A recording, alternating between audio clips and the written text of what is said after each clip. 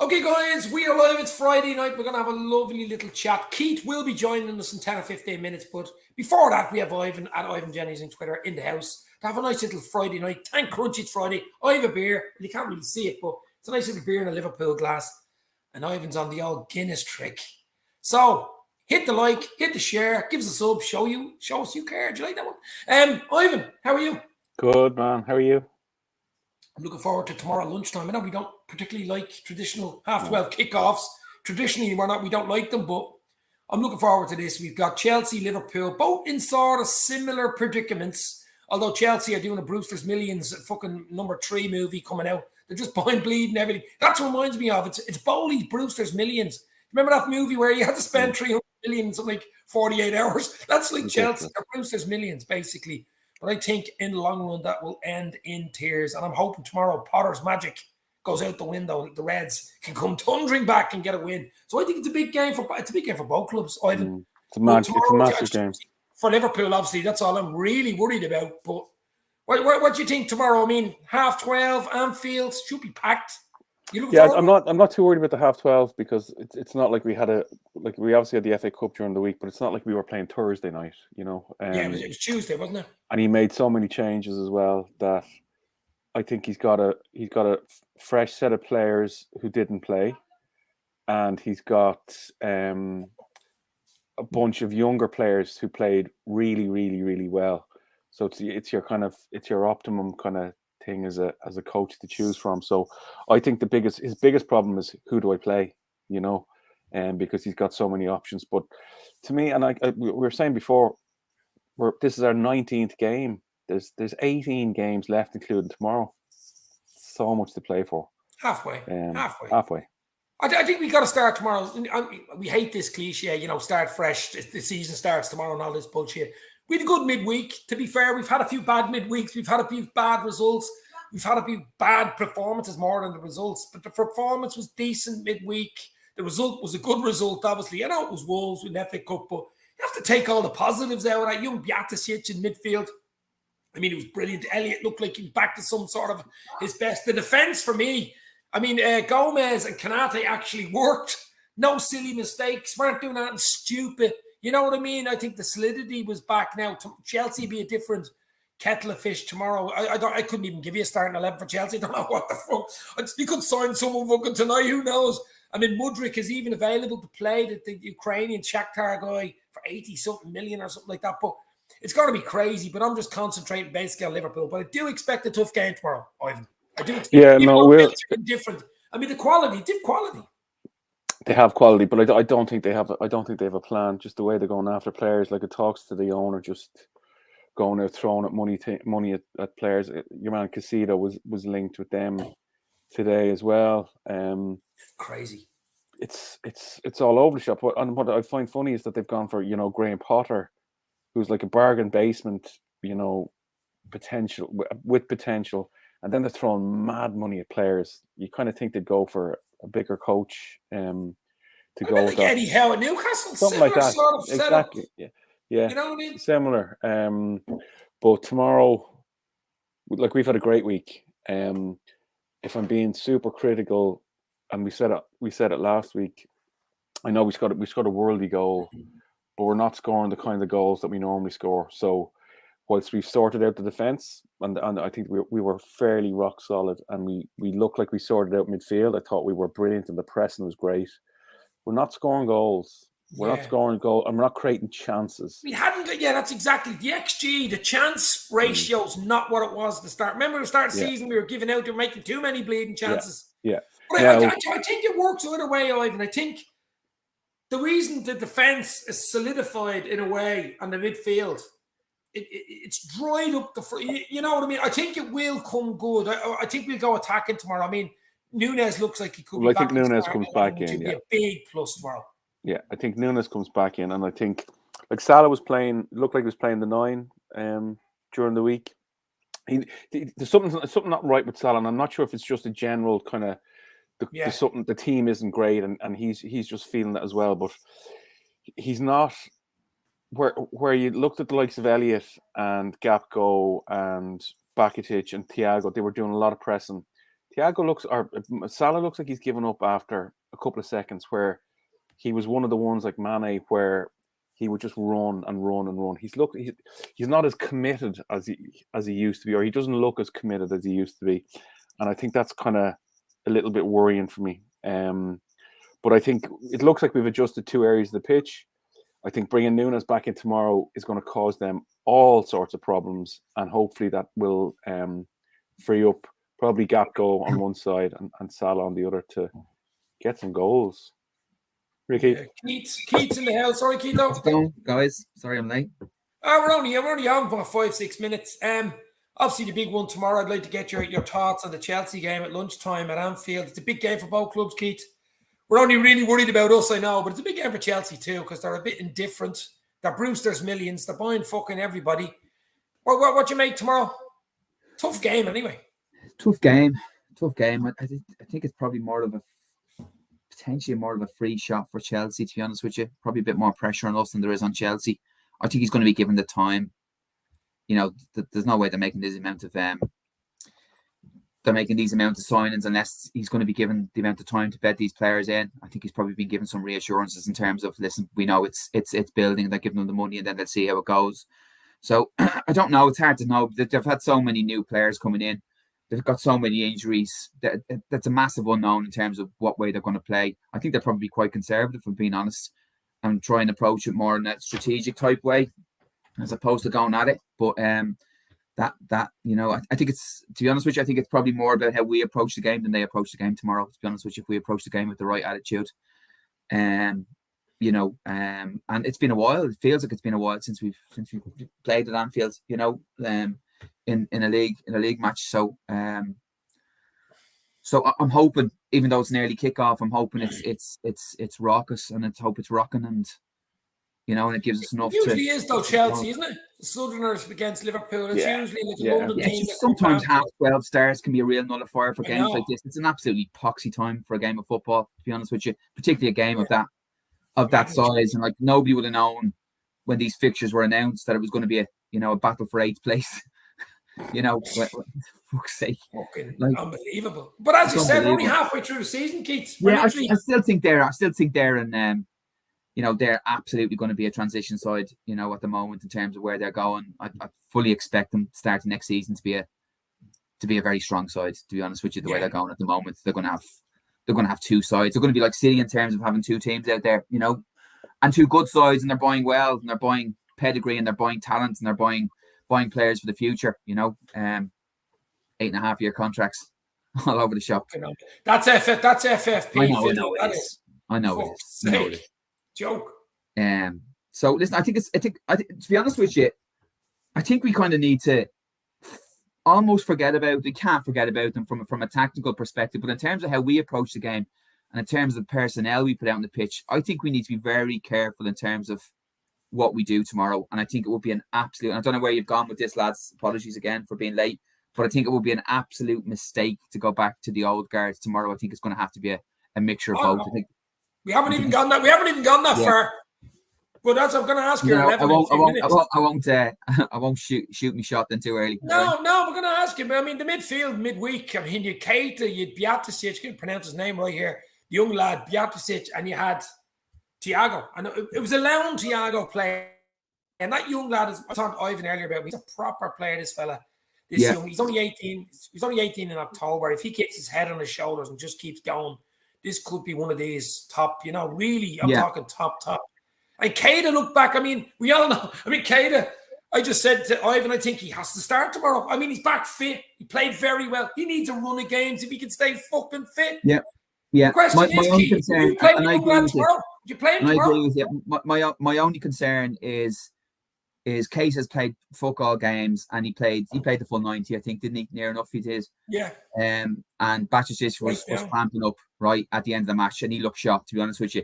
So I don't know whether we can afford to start both of them. If I had to pick one, I'd pick Keita, and I'd pick Thiago, and then we'll have a chat about who should be the third, to be honest with you. And I would start Harvey in the same place he started, and I'd try and put Mo through the middle. That's what I'd try and do, and Núñez on the left.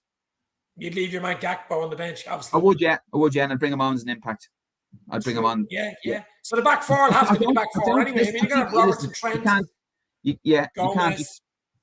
I think Gomez on the left look good. Gomez needs games. You're either going to play Gomez or you're not going to play Gomez, to be honest with you, you know. And you know, I think I'd play him over. I think I'd play him over Matip, and I'd keep that centre back partnership. The same as it was. Matip's injured, is he tomorrow? Is he?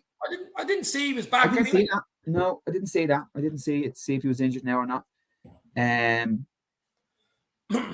I think Robbo and Trent, to be honest with you. And I think that's a good smattering. The only question mark for me right now, subject to, I suppose, discussions now, the only question mark for me is over who else he plays in the middle of the park. Whether he plays Fabinho or Bajcetic, to be honest with you. Question is, Thiago's played a lot of football too, lads. Can Thiago keep fucking playing? I know he's vital. He's a vital cog in the fucking wheel though at the moment, isn't he? That's why I think you could maybe move him out of the six, and potentially put Fabinho in as the six and give him a little bit more license, not necessarily to be doing all the donkey work, you know, and let him try and dictate the play a little bit. Listen, if we know Klopp of old, it feels like he'll probably go back to 2 out of 3 being, you know, so and then it's a matter of who he goes in the third. Like I think if he puts in Fabinho and then puts Keita one side and Thiago the other side, and I would absolutely I think it'd be a mistake to not play Harvey from his performance the other night, to not start him. I also think it'd be a mistake to maybe bring him back into midfield, to be honest with you. And I'd keep him on the right hand side, to be honest with you. You know, he did really well. He did really well. That he did really well. Actually, it's one of his better games for Liverpool. Yeah, and you know what? He didn't have as much thinking to do. He didn't have as much positional play to do. He could hunt. He could chase down. You know, he could get on the ball. He could try. His pressing was superb. He had a bit more freedom. You know, whereas I think playing that right hand side of midfield, it's a lot more regimental in terms of the ask, right? So I think it'd be a mistake bringing him back in there. I think Keith could be right. I know. Ivan seems to think, well, he'd like to see the young lad in midfield.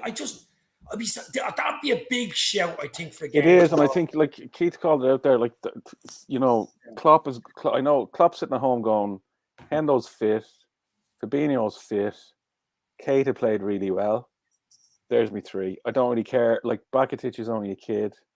Harvey played all right. I think if I was coaching the team, we've been so bad, and we've been mixing and matching and not getting results, and we're changing systems and everything like that. He found a system on Wednesday, albeit against Wolves, and it worked.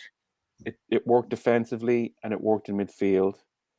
So you have to ask, why would you change it, right? Now I get your point. Keita and Thiago probably played the 90, and your man was cramping up. But why not start them? You know, and if you have Henderson and you have Fabinho to come on, their cards need to be marked as well, right? They're senior players in the team, and they have let this team down over the last while. Their performances haven't been up to it, and he threw the gauntlet down to these younger lads, and I include Elliott in it, and definitely he's better in that more advanced position. But they accepted the challenge. They're fucking brilliant. That was the best first half of football I've watched for Liverpool in a long, long time. The pressing was back. Klopp is criticised about being loyal, and you know, loyalty is an incredible trait in a positive way, but it can hold you back as well. And to me, those lads are the future of the club, and they did a real psychological job for us during the week to get us back on track and get us into the next round of the cup. So. Yeah. But a lot of that came from the front, and this is why I'm trying to hold on to. Now, what I will say about Gakpo is I thought his pressing was a token gesture as opposed to anything that was really intense. No, he's not. He's not there yet. And I think tomorrow we probably need something else. And I think Darwin will give us a lot more up and down the pitch, a lot more penetration in behind. Is why I would start here. I'm with you, Ivan. I'm torn between Bajcetic. My only concern is legs, right? Is intensity from the get-go. Now listen, if put it this way, if the lads are fine in training and they look to be okay, well then absolutely fine. I would 100% not start with a Thiago, Fabinho, Henderson trio in the middle at all. right? I don't think he should ever do that again, to be honest. No, I think it's gone, to be honest with you. It just doesn't work anymore. Yeah. And I also think if he has to pick somebody, I would much prefer him to pick, an actual 6 and just get him doing what he has to do with Fabinho rather than Henderson. I know Henderson's a captain of the club, but I'd rather Henderson coming on for the last couple of minutes or so. Once he's seen the game and figured out what the fuck's going on, and just let him do stuff in terms of hunting down and doing simple stuff. That Henderson coming on the start of the pitch where he just thinks he needs to hoof the ball forward, 40, 50 yards, trying to get us on the front foot, but, not necessarily think, that's not for us tomorrow. It's a possession type game. We're going to need to, because if we keep giving the ball away, we're not going to get it back. That's the thing. So, as we say, Chelsea. Yeah. Sorry, Ivan. As we say, Chelsea, they've a lot of new. I wouldn't even know half the fucking players they have to sign. They could have a totally different team tomorrow night. You won't even know half the who they are. There's so many injuries. I don't know what to expect from Chelsea tomorrow. No, They've quality, so they can turn up, or else they just won't turn up. You know the type of way. Yeah. We just got to play our game, get the crowd behind us. It is Anfield. I know we don't like half 12 and stuff like that, but throw that out the window. It's Anfield. It's a big game. I think it's a big game for Liverpool. We can win tomorrow now. Puts us in, just moves us forward nicely. And he has options now. I know Steve Van Dijk's out. Diaz and Jota are on their way back in, but we have a few options even in midfield now. Yeah, but I think it's more than options, right? I think we're now in. I think Keith nailed it there. We're in a transitional phase, and it's significant for lots of players. Henderson being one of them. His role now, I think, is going to be last 25 minutes. Yeah, come on and settle it. Seal the game or whatever. Right, and Maybe. the others, the Elliots, the possibly even Keita, Bakitic, those guys. I think they're the future, and I think we're in that phase now where great that we had a cup game during the week where we could really test them against a decent enough side. I know they're battling relegation, but they put They're it on up a to good us. run there, Wolves. They are, and they put it up to us at Anfield, right? So I think there's lots going on now in terms of who are the new men in town, and I think we saw some of them during the week, and again I think playing Harvey on the right and playing Mo as the 9, there's a transition happening there. I know we've got Núñez coming in. Is he going to play 2 up top? How does that work? So there's lots going on. There's lots of change going on. I think what if we play Mo on the right hand side between now and the rest of the season, and I know it's something that's going to need to be worked in. You're going to get doubling and tripling up on that. They're going to say, listen, this is where the threat's coming from, and that's going to happen. I think if we play him through the middle, it changes the dynamic. It changes the dynamic, and particularly if we're going into situations whereby, we're not necessarily going to have as much the ball as we normally had, right? From that perspective, that out ball through the middle over the top is far better for him than it is down the channel. Where he still has to negotiate. A left full and then a left centre back and potentially right centre back. He kind of looks like he's been found out there, Keith. I think on that side. Do you know what I mean? What's that? It kind of looks like he's been found out there. Or teams know this is how you nullify him. I think you're right. The ball over the top and in the middle is so much better. It's easier to nullify him because he's only playing in one part of the pitch. So that quadrant, that left-hand side quadrant, their left-hand return, if he's only playing on there, it's so easier for them, for their left mid-sided midfielder, their left full and their left-sided centre-back to come over and stop it. And all they know is what's going to happen Núñez in front and in the middle? No, I play Núñez in the left and I play Salah through the middle. And I play Harvey Elliott on the right-hand side, top right-hand side. That's the way I would go tomorrow. Yeah. Did you get Salah a lot more involved as well? He wasn't really as much involved against Wolves when he's out in the wing, is he? No, he's getting nullified because he's getting 2 and 3 players on him every time he gets the ball, to be honest with you. They're sticking tight to him. They're not letting him turn. He's getting the odd foul. They're pulling, dragging out of him. He's getting the ball in. And listen, to be honest with you, his first touch back to play is not fantastic no matter what way you look at it, right? And the ball's nicked off him more often than not. I think he's far better playing on the shoulder. I think he's far better occupying the 2 centre halves than he is playing on the right hand side. And I think that's a natural transition for his game, to be honest with you. Let Harvey come out and do what he wants. Harvey will come deep, he'll go long, he'll push in, he'll give the ball. He's a little bit more mobile than Mo is. And what they're not going to do is they're not going to double and triple up on him because they don't see him as much of a threat. Yeah, look, we didn't give him a 5-year contract last year as a winger. Yeah, he's definitely transitioned into a 9. That was the idea anyway. With age, it has to be that, and I think it's probably a good call with Núñez. Núñez has played quite well coming in from the left. He's pretty good doing that. Now, I think it's probably contrary to what we thought at the start, where we were going to play 1 up front and Núñez was the 1. But I think we need Nunes. To me, tomorrow is probably is I think one of the Nunes is key key players. for us. Yeah, he really is. He's going I to think he is. hopefully occupy probably Reece James over that side. Mm. You just hope he's coming in, causing problems, hopefully freeing Mo up. I mean, his I pace. don't think James is back. Is he back fit for I tomorrow? think he trained during the week. Is Yeah, he? I was I watching. think he's had a session. Same thing with Kante has had a bit of a I'd be session. surprised if he starts. I'd be So do I. surprised. Yeah, probably Big difference if he Aspilicueta starts tomorrow. Yeah. Big difference. Yeah. But he won't be 100% fit either. Will he? If he starts tomorrow, maybe first big game like that, throw him in the game like that. Been out so long. I don't think he's going to throw him in. They threw Kante back in. Look what happened. He went for another 3 or 4 months. So they're not going to do that either, to be honest with you. So what do you think tomorrow? I mean, would you be confident going in tomorrow at home? You confident? I'm kind of confident. Like if I was, have to see the team first. You obviously need to see the team, but I think we had a very poor performance and result last Saturday. He made some significant changes to the personnel. He got a result. He's found something that's worked. He's got his striker back that he's bought during the summer. I'm positive. We're at home. We hate Chelsea. And like we have to look at it like against them recently. We do have a good record against them. Yeah. Look, they've only really scored against us in kind of moments. We've played quite well. The 2-2. Well, set piece Havertz, and then that Kovacic Kovacic just before half time. That Worldy, which is another kind of a set piece kind of goal, isn't it? It's a flick out from So listen, it's very difficult to say, because we've had so much inconsistency since the season. To be honest with you, you'd love to think. I think what we need, to be honest with you, is you'd like to think in order for Wednesday to be a turning point in the season, or Tuesday to be a turning point in the season, we need to back it up with a couple of results.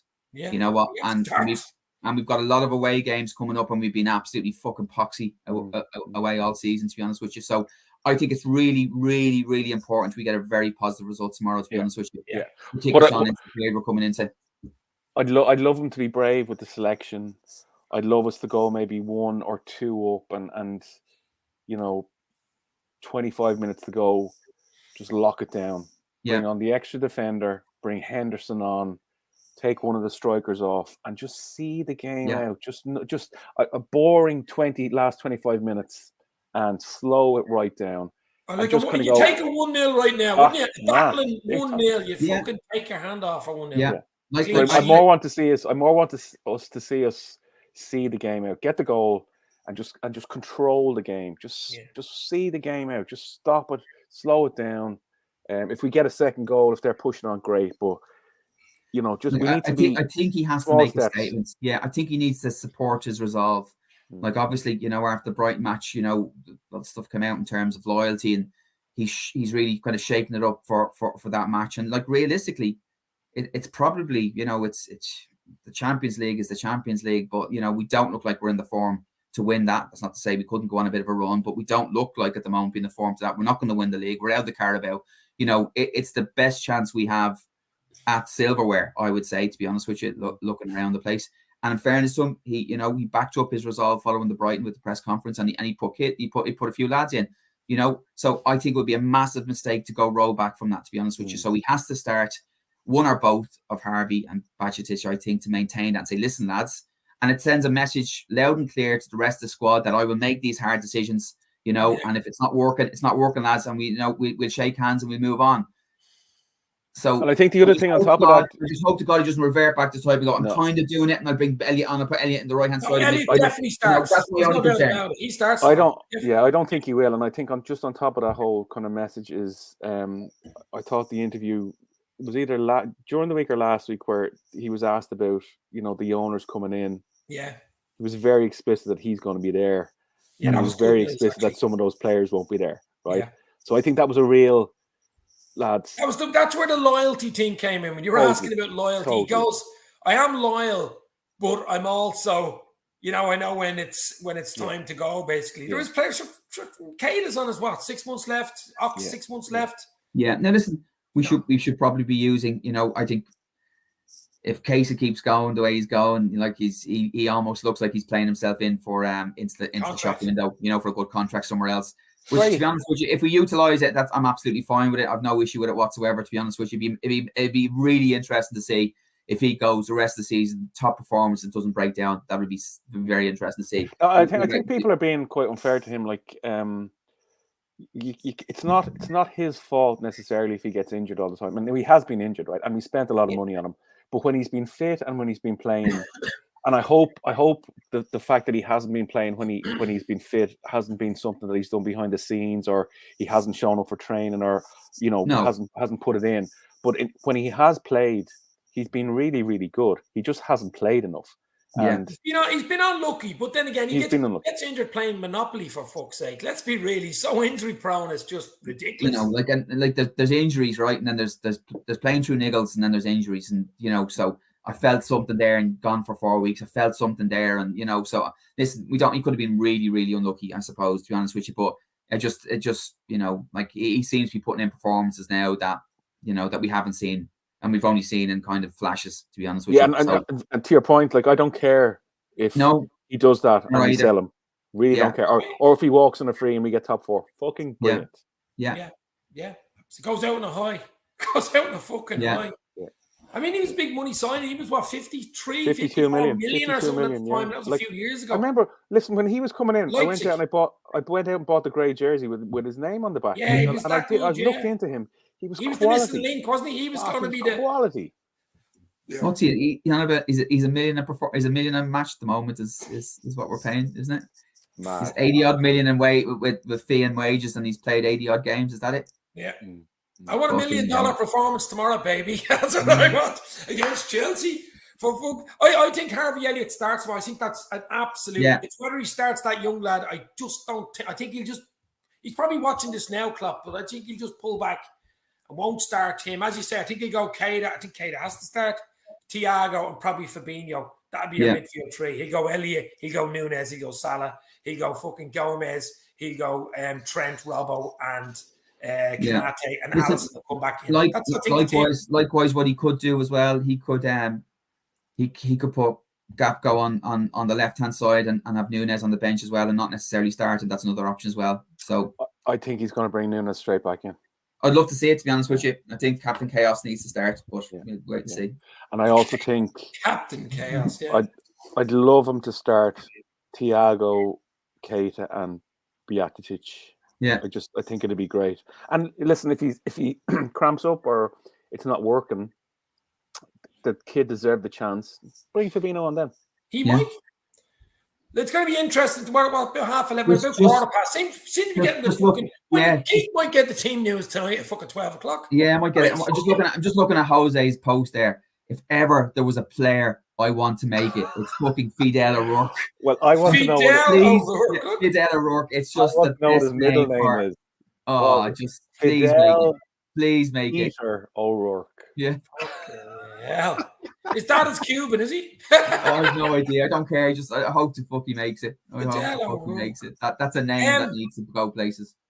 So, lads, just before we go, we last 5-10 minutes we talk about it. I don't know if you would have heard about it midweek. It looks like more of a partial sale now, doesn't it? All right, Keith, do you still think it's working towards a full sale maybe in the next year or two? I don't listen unless it's some of his buddies and mates and on the US side. I don't think the Middle East Qataris or wherever else will be interested in a partial sale unless there is a contractual roadmap for ownership which says we have a right to exercise X amount of purchasing of the club, which I don't think they're going to give away as well, to be honest with you. And then the news coming out, that there's just not enough money to buy a midfielder in this window. 700 million. Most money made in a year. Yeah. Now our wages are 450 or 60, to be honest with you. Did you see the top three? You see the top three? See he's on top. Yeah. Man fucking City. What? But then listen, to be honest with you, we're not in terms of revenue generation, we're number 2 in the world. That's the way I would look at that. But City. Maybe number 1 because fucking Real Madrid are number 2. If they want to start pulling out fucking fictional fucking, crazy shit. Yeah.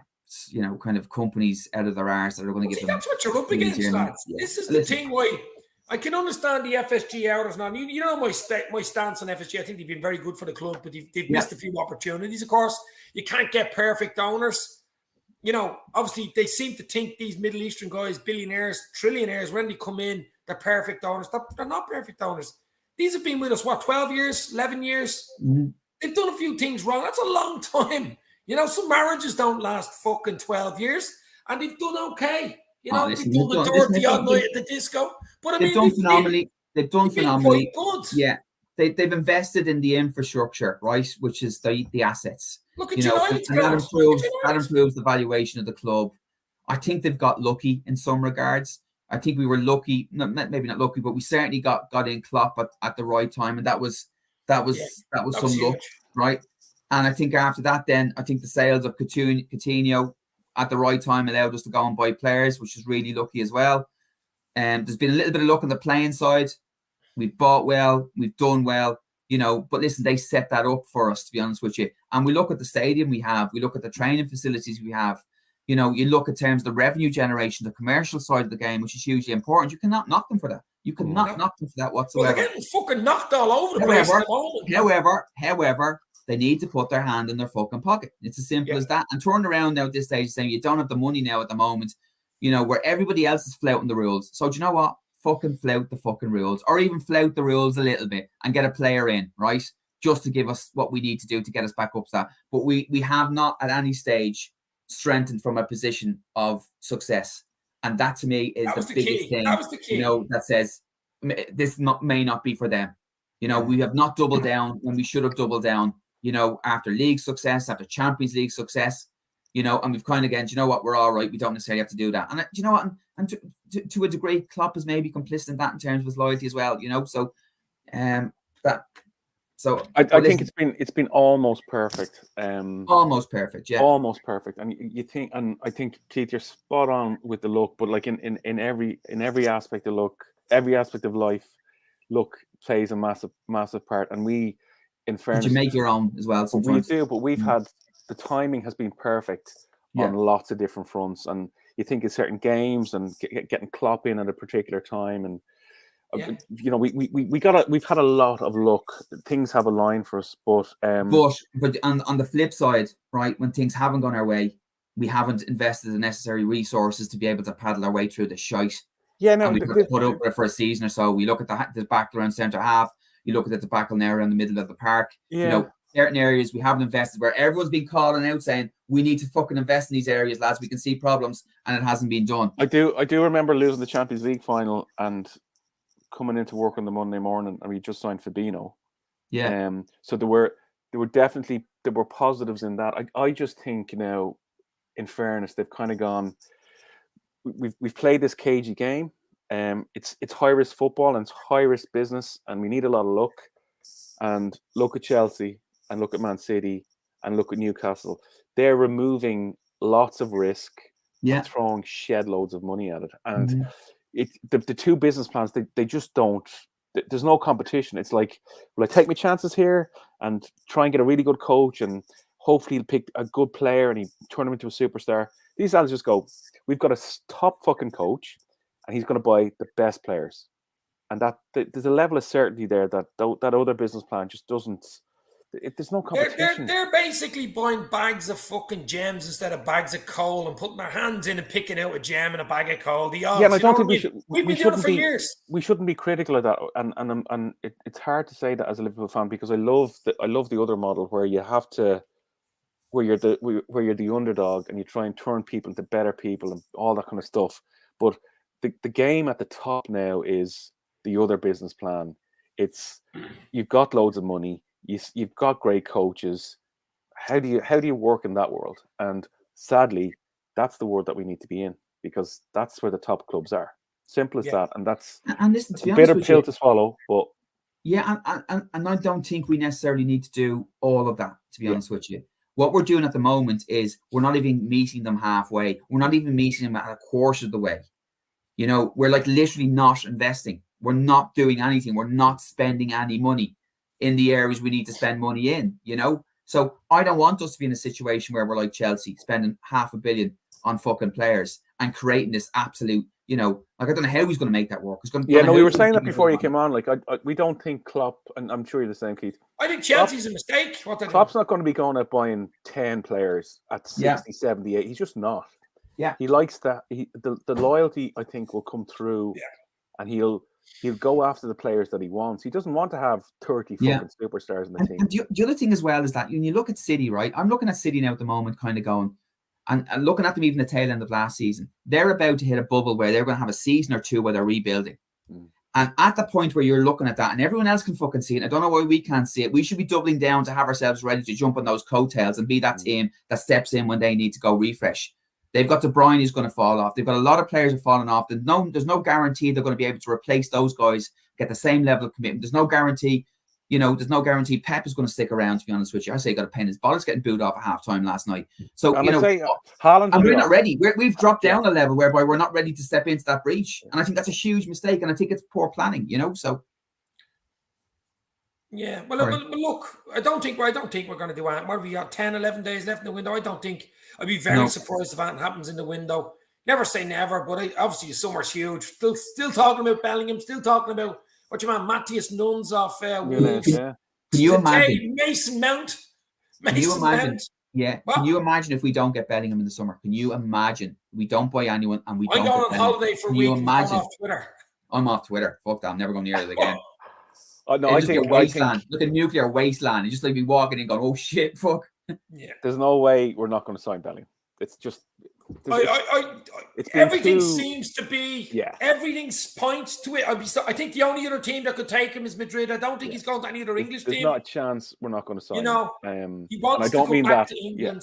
I don't mean that like in a kind of a confident kind of bragging type of way. I think it's a done deal, and they're committed to it. I thought the press conference holding back the money for it. Yeah, I hope so. But I think the press conference as well, that Klopp's going to be around. He'll be there to sort it out. He's going to sign. He's going to sign. He's also not going to change us. We also need more. He's only one player, right? As good as he is, he's only one player, and we need more than that. And if we keep going the way we're going, we're probably short. We're long odds to get into the Champions League. We may get him for 4, maybe 5 seasons tops before he goes off, and we sell him for big money because that's the way he's going to go. His trajectory will go that way. I don't think we're going to hold on to him he's not going to be a career signing for us. Mm-hmm. So when you think about it, we may get 3 years in the Champions League with him, right, before he goes off. So there's lots of stuff going on in my head that doesn't make sense. Yeah, but the positive has to be the positive has to be we get top 4, we get some rich motherfucker coming in, and we buy smartly 3 or 4 top players in the summer, and we add to it at Christmas if we need to, and we're competing at that level. And if they're the new rules, and that's how you engage, and that's how you progress, that's how we do it. But like top 4, absolute priority. Absolute priority. I don't see why we can't bring in somebody now, for the future, who is a proper, CDM, right? Because I think when we think about it, what we're going into next year, Case is probably gone, but we've still got a season left. You're still going to have the likes of Thiago. We'll have Henderson. We've got Bacic coming through. Even Harvey Elliott. We've 4 or 5 options as that third option if we do bring in a Bellingham. What we don't have is that 6, because Fabinho's legs look shot, right? So one CDM, one really good CDM in there, ball carrying CDM. We've got the metronome. We've got the CDM who can break it up. Thiago can also break it up. We've got one player then who can get ahead. One player can get on the ball. One player can make things happen. Doesn't seem like rocket science. I've got to go, guys. Right, so battered sausage. Battered sausage. Keep going. Dinner's supposed to be on the table, and I've only walked in the door. So, cheers, kid. See you, buddy. I'll talk to you soon. All right. Mind yourself. Take care. Cheers. But I was just down for another minute or two anyway, just to finish it off. But I'm just looking forward to tomorrow. I don't like 12:30 kickoffs. I have to say that. I just fucking don't. But this is a Sunday afternoon, bleeding. It should be a Sunday afternoon. It's a 4 o'clock on Sunday job. Yeah. Do you know what I was just thinking about when you're talking about like things that happen in life and seem to happen? Like Klopp seemed to be the right person at the right time. The players that came in with the right people to break that 30-year hoodoo for the league. It reminds me of a guy. I was a documentary on YouTube the other day about like Darwinian evolution. and all the things that have to go right to be me doing this podcast for you 5 billion years later before the Earth, when the Earth was basically born. The Earth itself had to be in the Goldilocks zone to the sun. It had to be within it where atmosphere and water, and the water won't melt or it won't fucking, freeze. It's perfect the way it is. So we're in the perfect zone, basically. So I'm thinking of Liverpool back in 2015 when FSG were there. They brought in Klopp. So he's the Goldilocks zone man. He came in. Plus, you've also got 65 million years ago, a fucking asteroid or a comet came along and wiped the bleeding dinosaurs out. Wiped basically city to city boys out. So you need all these things to go right. And if you work it out mathematically, it's actually astronomical. But it's not the first time. Because it's where we are. You know what I mean? It's not the first. Like I think United are a very good example of that, right? With Ferguson. Ferguson comes in. Yeah. He's about to be sacked. Yeah. He's 2 games away. Possibly FA Cup game. Mark Robin scored. The class of '92. Eric Cantona, Roy Keane, Ruud van Nistelrooy, Cristiano Ronaldo. Boom, boom, boom, boom, boom, boom, boom. 25 years of success. Yeah. Simple as that. That doesn't just happen. But I just think, as you said, that's the way life goes sometimes. It's cyclical. Like, look at the great AC Milan teams, the great Barca teams, the great Madrid teams, the great Liverpool fucking teams in the 80s, 70s, and 80s. It doesn't stay forever. These fans, these TikTok boys seem to think it fucking... You can keep seasons where you're only losing 1 game or 2 games a season forever. Fucking no chance. No, I have the same here with my young lad. Unfortunately, the last 4 or 5 seasons where we've been hitting 99 and 102 points, ridiculous, and winning every game. Football isn't like even Gary Neville there during the week, and I think he's decent. He's like, we're having a proper season this season. Arsenal on top of Christmas, City losing games, Liverpool losing games. That's how the league normally goes. That's how it should be, nip and tuck. And then maybe when we get to April, a team might pull away or 2 teams might pull away. So that's normal. And actually, it's good for the league as well. You have to think of it that way, isn't it? Yeah. You don't want... That's why I said to you earlier, I think I wouldn't mind if Arsenal did win it, because A, I don't want United winning that, and C, you don't want City winning every fucking year. So it opens it up.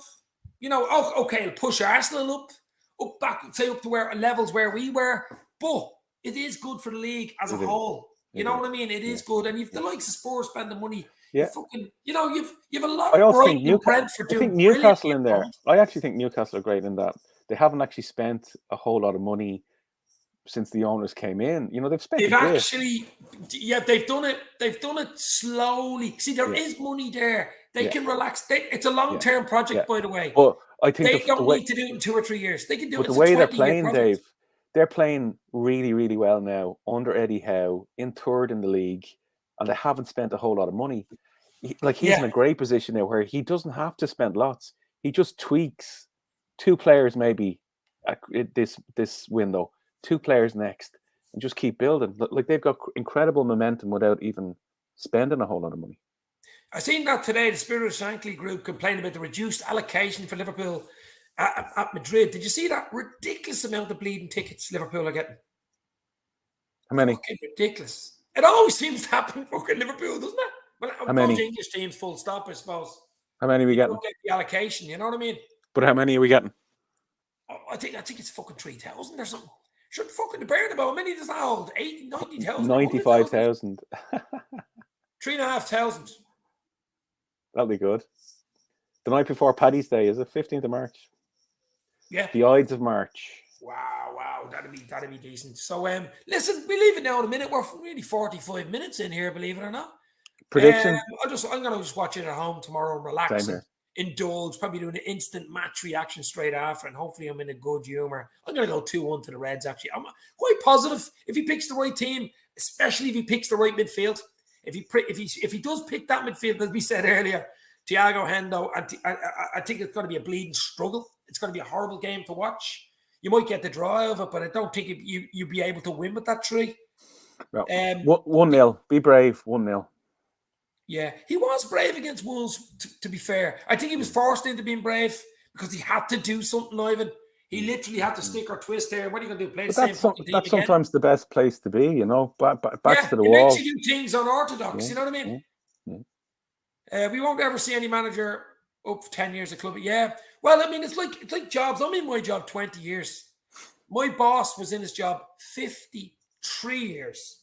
These days are gone, baby. I mean, even as you say, even being in the job 10 years is long nowadays, isn't it? So loyalty, baby. Loyalty. As Klopp said, loyal, love it. He was a singer, wasn't he? Right, gotta leave it there. Hit the like, hit the share. Thanks to Keith. Thanks to Ivan. Hoping the Reds can scupper the magic from Harry Potter tomorrow for Chelsea and we can get the win and move on. Onwards and upwards. I believe in the lads. I believe in Klopp. Believe in this team. This is the ground behind us here, guys. Pack it out. Whoever's going, watching this, give it all here, guys. We just got to get the 3 points tomorrow. Ivan, enjoy your weekend. Thanks for Keith as well. Stay safe. Talk soon. Thanks, chat. Cheers.